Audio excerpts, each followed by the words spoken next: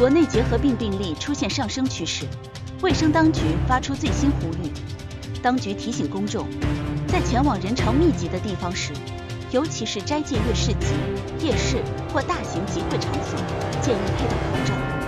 结核病主要通过空气传播，在拥挤、通风不良的环境中，传播风险会明显提高。专家指出，若出现持续咳嗽超过2周、发烧、盗汗或体重下降，应尽快前往医院检查，及早发现，及早治疗。卫生单位强调，简单的防护措施可以有效降低感染风险。在人流密集的热闹时刻，多一份警觉，不仅保护自己，也守护身边的人。防疫意识不该只在疫情时才下。